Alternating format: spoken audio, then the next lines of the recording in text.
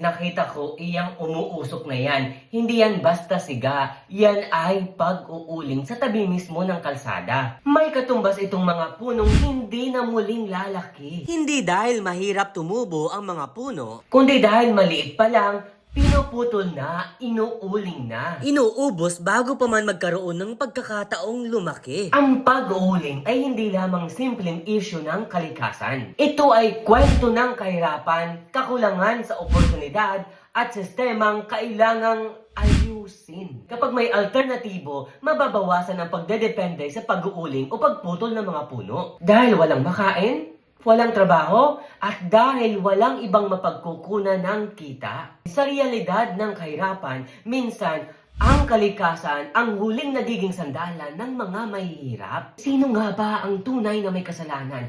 Yung mga taong nag-uuling na mahihirap? Yung mga nagpapatupad ng batas?